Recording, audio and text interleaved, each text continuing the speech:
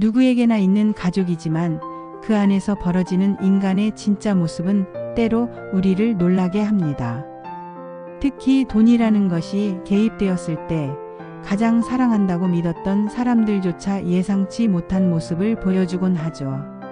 한국 사회에서 가족 간의 상속과 재산 문제는 언제나 민감한 주제였습니다. 부모의 재산을 두고 형제자매가 등을 돌리는 일들, 평생 화목했던 가족이 하루아침에 원수가 되는 일들을 우리는 너무 자주 목격해왔습니다. 오늘 이야기의 주인공은 72세의 김정순 할머니입니다. 남편을 일찍 여의고 홀로 세 아들을 키워낸 억척스러운 어머니인 그녀에게 평생 한 번도 상상해보지 못했던 일이 벌어집니다. 바로 100억 원이라는 거대한 돈이 그녀의 산속으로 들어온 것입니다. 정순 할머니는 기쁨보다는 걱정이 앞서는 이 상황에서 자신의 아들들을 향한 의심을 품게 됩니다. 과연 내 아들들은 진정으로 나를 사랑하는 걸까? 아니면 내가 가진 것만 바라보는 걸까? 이런 복잡한 감정과 의문 속에서 시작되는 한 어머니의 마지막 시험을 지금부터 들려드리겠습니다. 안녕하세요. 저는 김정순입니다. 올해 72살이고 남편 없이 혼자 살아온 지도 벌써 15년이 넘었습니다. 제 인생의 전부였던 세 아들들은 이제 모두 장성해서 각자의 삶을 살고 있지만 여전히 엄마인 제게는 가장 소중한 존재들입니다. 첫째는 은행원으로 안정적인 직장에 다니고 있고 둘째는 사업을 하고 있으며 막내는 교사로 일하고 있어요. 그런데 얼마 전 제 인생을 완전히 뒤바꿀 만한 일이 일어났습니다. 이 이야기를 들려드리는 이유는 혹시 여러분도 저와 같은 상황에 놓인다면 과연 어떤 선택을 하실지 한번 생각해 보시라는 의미에서입니다. 제 하루는 참 단조롭습니다. 새벽 6시에 일어나서 간단한 체조로 몸을 깨우고 집 정리를 하며 하루를 시작해요. 아침 식사 후에는 시장에 나가 필요한 것들을 사고 이웃 아주머니들과 안부를 묻는 게 일상입니다. 저녁에는 드라마를 보다가 잠자리에 드는 게 전부죠. 이런 평범한 일상 중에 심심풀이로 로또를 사는 게 제 작은 낙이었습니다. 동네 편의점에서 일주일에 한 번씩 늘 같은 번호로 5장씩 사곤 했어요. 당첨될 거라는 기대는 전혀 없었습니다. 그냥 혹시나 하는 마음으로 작은 설렘을 사는 기분이었거든요. 그 번호는 제 생일인 3월 15일, 남편의 생일인 7월 22일, 그리고 아들들의 생일을 조합해서 만든 것이었습니다. 가족의 의미가 담긴 숫자들이었죠. 그런데 어느 토요일 저녁, 평소처럼 로또 추첨 방송을 보고 있는데 깜짝 놀랐습니다. 제가 늘 찍던 번호가 그대로 나온 거예요. 3, 7, 15, 22, 31, 42. 처음엔 잘못 본 줄 알았습니다. 안경을 벗었다 다시 쓰고 몇 번을 다시 확인했는데 분명히 맞더라고요. 그것도 5장 모두 1등이었습니다. 한 장당 20억 원, 총 100억 원이라는 어마어마한 금액이었죠.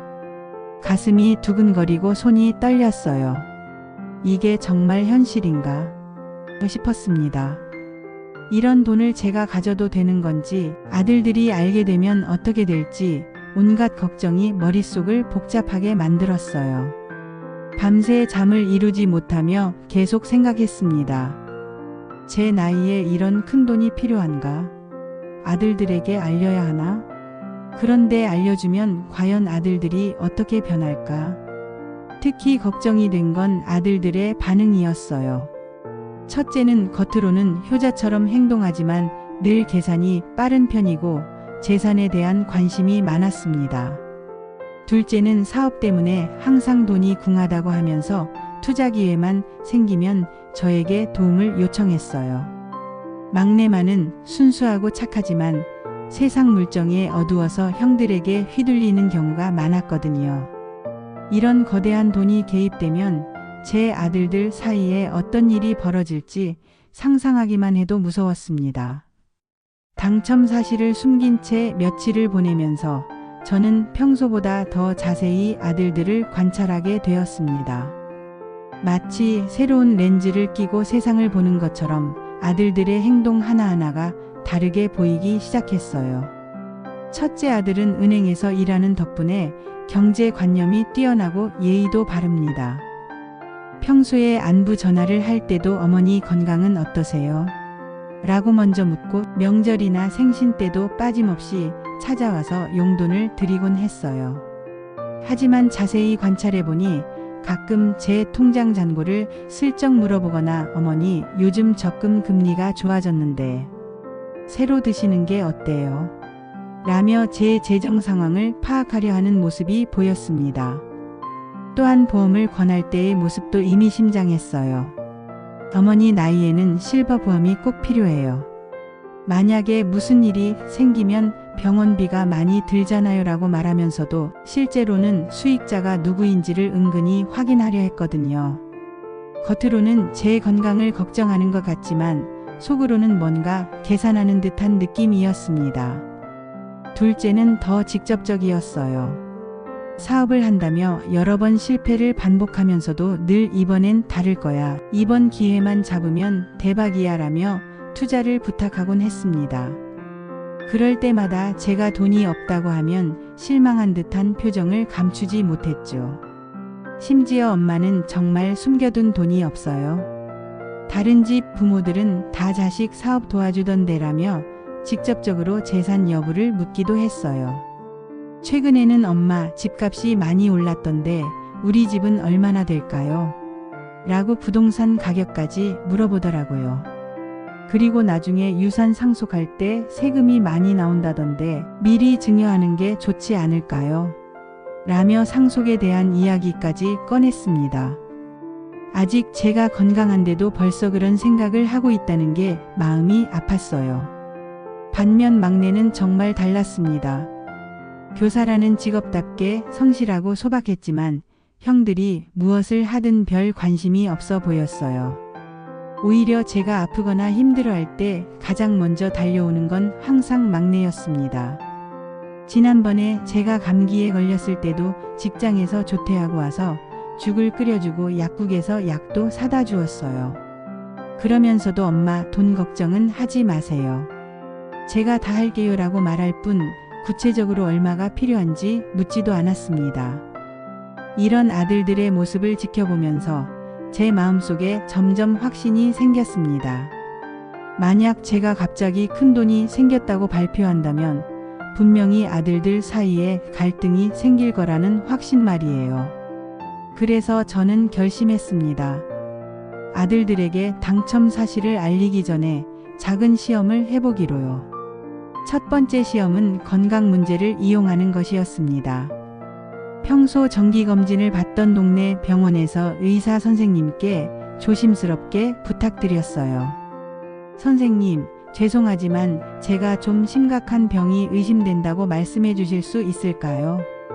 아들들 반응을 보고 싶어서요. 의사 선생님은 처음에는 의아해 하셨지만 제 사정을 설명드리고 나서는 이해해 주셨습니다. 며칠 뒤 평소보다 심각한 표정으로 아들들에게 전화했어요. 아들들아, 엄마가 병원에서 검사를 받았는데 큰 병원에서 정밀 검사를 받아야 할 것 같다고 하네. 그리고 한숨을 푹 쉬며 덧붙였습니다. 평생 모아둔 돈도 별로 없어서 걱정이구나. 병원비가 많이 들까 봐. 첫째의 반응은 예상 범위 아니었습니다. 전화를 받자마자 어머니 무슨 말씀이세요? 라며 놀라는 척했지만 곧이어 걱정하지 마세요. 제가 모든 병원비 다 댈게요 라고 말했어요.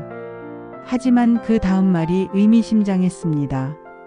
그런데 어머니가 가입하신 보험이 있나요?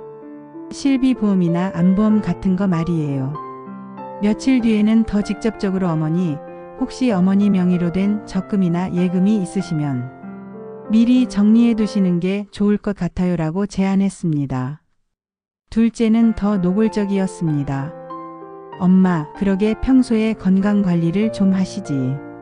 나도 지금 사업 때문에 힘든데 병원비까지 감당하기 어려울 것 같은데요 라고 대놓고 부담스러워했어요.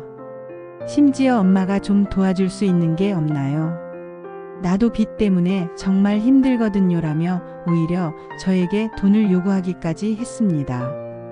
하지만 막내는 완전히 달랐습니다. 전화를 받자마자 엄마, 지금 어디세요?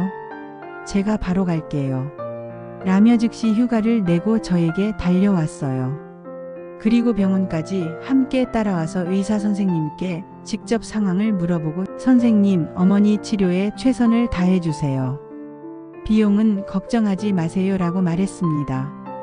그냥 묵묵히 제 곁에서 죽을 끓여주고 함께 병원에 다녔어요. 이 작은 시험만으로도 아들들의 차이가 확연히 드러났습니다. 두 번째 시험은 더 직접적이었습니다. 어느 날 저녁 일부러 집에서 쓰러진 척했어요. 평소 친하게 지내던 이웃 아주머니에게 미리 부탁해서 정순이가 갑자기 쓰러져서 병원에 실려갔다고 아들들에게 연락하게 했습니다.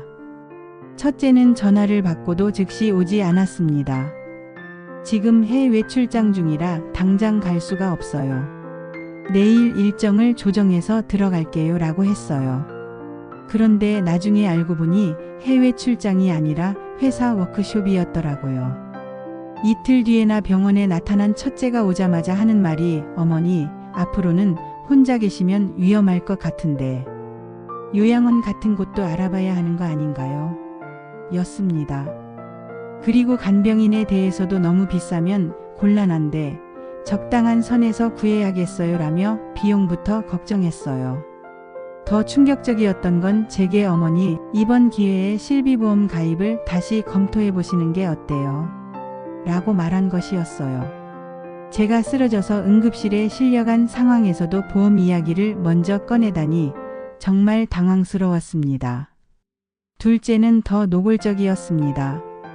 병원에 와서는 의사에게 치료비가 대략 얼마나 들까요? 이를 가장 먼저 물었어요. 그리고 어머니, 이제 나이도 있으시니까 무리하지 마시고 큰 돈 드는 치료는 안 받으셔도 될 것 같은데요 라고 말했습니다. 심지어 나도 요즘 사업 때문에 정말 어려운 상황이라 병원비 많이 들면 곤란해요 라고 직접적으로 부담을 표현했죠. 반면 막내는 연락을 받자마자 수업을 포기하고 달려왔어요. 학교에서 어머니가 응급실에 실려가셨다는 연락을 받고는 수업을 중단하고 즉시 병원으로 왔다고 했어요. 병실에서 제 손을 잡고 엄마 괜찮으세요? 어디가 아프세요? 라며 눈물을 글썽이며 걱정했습니다. 의사에게는 선생님, 저희 어머니 상태가 어떤가요? 최선의 치료를 해주세요. 비용은 걱정하지 마세요 라고 말했어요. 그리고 며칠 동안 직장 휴가를 내고 24시간 간병을 했습니다. 형들이 치료비 이야기를 할 때마다 형들, 지금 돈 이야기할 때가 아니잖아요. 엄마 건강이 우선이죠라며 오히려 형들을 나무랐습니다. 이때 저는 정말 마음이 아팠습니다. 세 번째이자 마지막 시험을 위해 저는 더 극단적인 방법을 택했습니다. 아들들에게 작은 메모를 남기고 며칠간 집을 비우기로 한 거였습니다. 그 메모에는 이렇게 적었습니다. 사랑하는 아들들아, 사실 엄마에게는 아직 너희들이 모르는 비상금이 있단다. 그동안 조금씩 모아둔 돈인데 생각보다 꽤 큰 금액이야. 하지만 그 돈은 진짜로 엄마를 사랑하는 아들에게만 물려주고 싶구나. 엄마가 돌아올 때까지 누가 진짜 엄마의 마음을 지켜주는지 지켜보겠다. 메모를 식탁 위에 놓고 저는 고등학교 동창인 친구 집으로 갔어요. 그리고 낮에는 몰래 우리 집 근처를 지나다니며 아들들의 행동을 관찰했습니다. 첫째는 메모를 발견하자마자 집 안 곳곳을 뒤지기 시작했어요. 장롱 속 침대 및 부엌 찬장, 심지어 마루바닥까지 들춰보면서 숨겨둔 금고나 통장을 찾으려고 했습니다. 제가 아끼던 장식품들을 함부로 옮기고 서랍 안에 개인적인 물건들까지 뒤져가며 돈을 찾고 있었어요. 찾지 못하자 화를 내면서 도대체 어디에 숨겨둔 거야? 라고 혼잣말했습니다. 둘째는 첫째와 만나서 큰 소리로 다퉜어요. 형, 엄마가 숨겨둔 돈에 대해서 뭔가 알고 있는 거 아니야? 왜 혼자 먼저 와서 찾고 있어? 라면서 서로를 의심하며 싸웠습니다.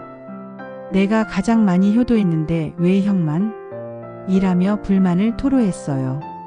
그들의 다툼은 점점 격해졌고 아직 찾지도 못한 돈을 두고 벌써 분배 문제로 싸우고 있었어요. 하지만 막내는 완전히 달랐어요.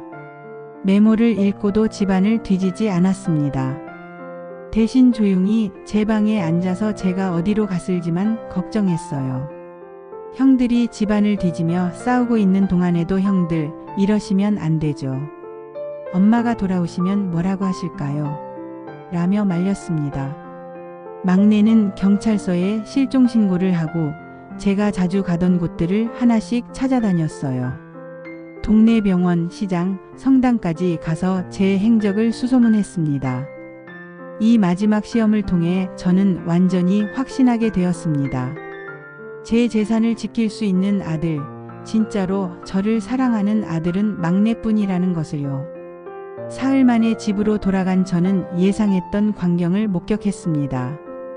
거실은 마치 도둑이 들어간 것처럼 어수선했고 아들들이 모두 모여 있었어요. 첫째와 둘째는 여전히 서로를 원망하며 날카로운 말들을 주고받고 있었고 막내는 구석에 앉아서 제 사진을 보며 걱정스러운 표정을 짓고 있었습니다.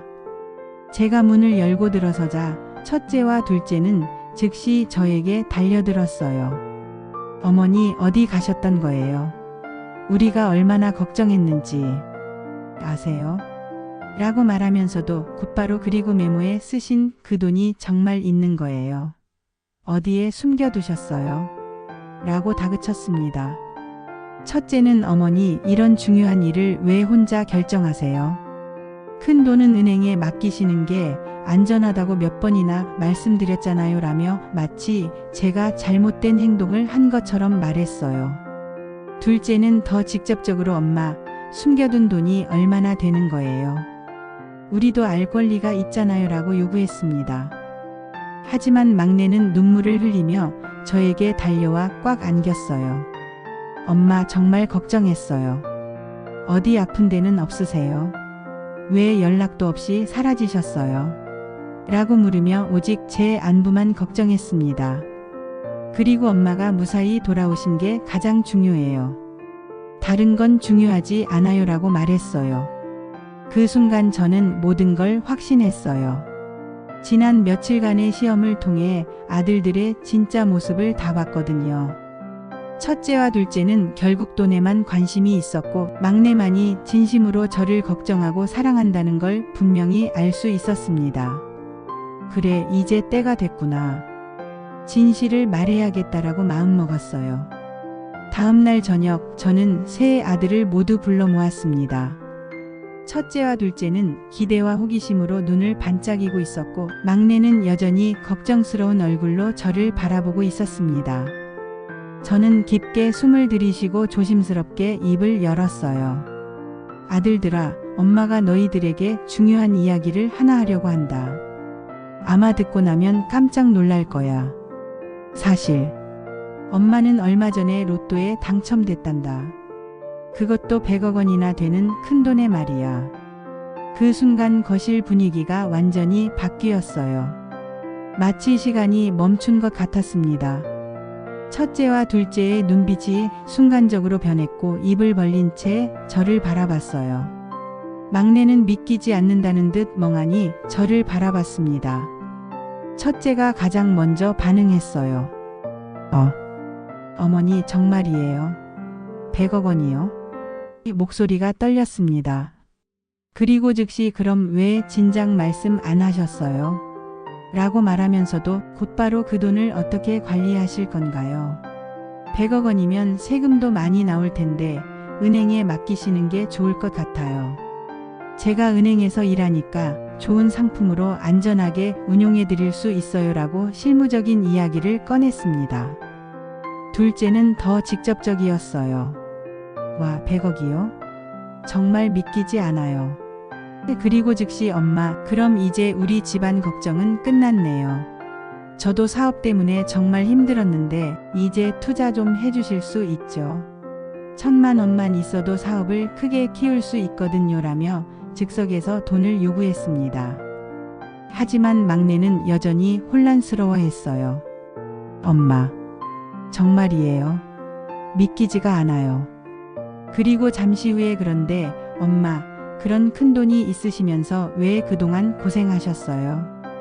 그리고 아프시다고 할 때도 라며 제 이전 행동들을 의아해했습니다. 돈보다는 제 행동의 이유를 궁금해하는 막내의 반응에 첫째와 둘째는 당황스러워했어요. 그때 저는 가장 중요한 말을 꺼냈어요.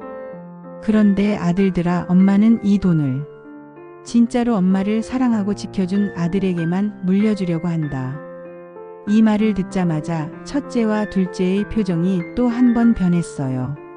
서로를 견제하는 눈빛으로 바라보기 시작했습니다. 반면 막내는 엄마, 그런 건 나중에 생각하세요. 중요한 건 엄마가 건강하시고 행복하신 거예요 라고 말했어요. 제 마지막 말을 듣고 첫째와 둘째는 노골적으로 서로를 의심의 눈초리로 바라보기 시작했어요. 첫째는 즉시 자신을 어필하기 시작했습니다. 어머니, 저는 그동안 가장 많이 효도했잖아요. 명절 때마다 빠짐없이 찾아뵙고 용돈도 드리고, 그리고 은행에서 일하니까 재산 관리도 제가 가장 잘할 수 있어요. 둘째는 다른 방식으로 접근했어요. 엄마, 형은 이미 안정적인 직장이 있고 수입도 많잖아요. 저는 사업 때문에 정말 절실해요. 그리고 제가 더 젊으니까 엄마 곁에서 오래 모실 수 있어요. 며칠이 지나면서 상황은 점점 악화됐어요. 첫째와 둘째는 서로 견제하고 경쟁하느라 정작 저에 대한 관심은 줄어들었습니다. 오히려 서로를 감시하고 비난하는데 더 많은 에너지를 쏟았어요. 첫째는 둘째가 엄마를 이용하려고 한다며 저에게 귀띔했고, 둘째는 형이 은행원이라는 걸 이용해서 엄마를 속이려고 한다며 맞서 고발했습니다. 일주일이 지나자 더 큰 문제가 생겼어요. 첫째는 어머니가 편애한다며 제게 따졌습니다. 엄마는 처음부터 막내만 좋아하셨잖아요. 그럼 왜 우리까지 불러 모아서 기대하게 했어요? 둘째도 마찬가지였어요. 엄마가 이미 마음을 정하신 것 같은데 우리는 왜 계속 경쟁하게 하세요? 결국 큰 싸움이 벌어졌습니다. 첫째와 둘째가 제 앞에서 서로 소리를 지르며 싸우기 시작한 거예요. 형은 항상 잘난 척하면서 엄마한테 잘 보이려고만 했잖아.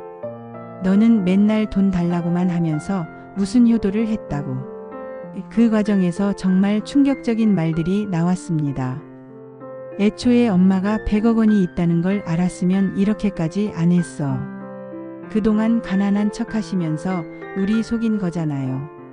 며칠 뒤 두 아들은 결국 엄마가 편애한다며 화를 내고 집을 나가버렸습니다. 우리는 필요 없다는 거죠? 알겠어요. 앞으로 연락하지 마세요라며 원망의 말까지 남기고 떠났어요. 이제 집에는 막내와 저만 남았습니다. 막내는 형들이 떠난 후에도 여전히 혼란스러워하고 있었어요. 엄마, 형들이 너무 심하게 나간 것 같아요. 제가 전화해서 다시 모시라고 할까요? 가족인데 이렇게 헤어지면 안 되잖아요.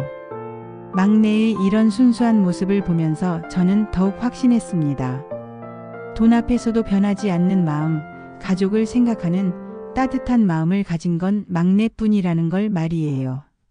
저는 막내의 손을 잡고 눈시울을 붉히며 말했습니다. 아니야, 막내야. 엄마는 이제 확실히 알았어. 진짜 엄마를 사랑하는 건 돈을 보고도 변하지 않는 너뿐이구나. 그동안 엄마가 시험을 한 이유도 이제 이해하겠지? 그날 저녁 막내와 함께 밥상을 차리면서 저는 깨달았습니다. 100억 원보다 훨씬 값진 것을 얻었다는 걸요. 바로 진짜 가족의 사랑이 무엇인지, 그리고 제 곁에 끝까지 남아줄 사람이 누구인지를 알게 된 거였습니다. 며칠 후 저는 정식으로 유산 분배에 대한 결정을 내렸습니다.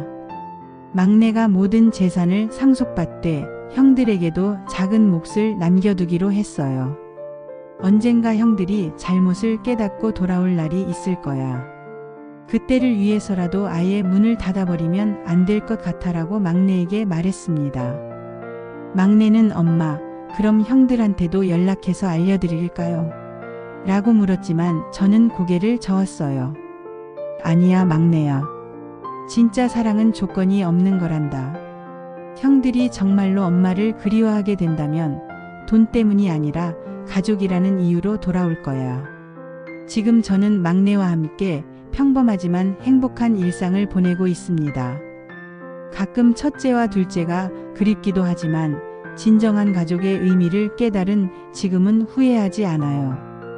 100억 원이라는 돈은 제게 큰 시험이었지만 동시에 가장 소중한 것이 무엇인지 알려준 선물이기도 했습니다. 돈은 정말 사람의 본 모습을 드러내는 거울이었습니다.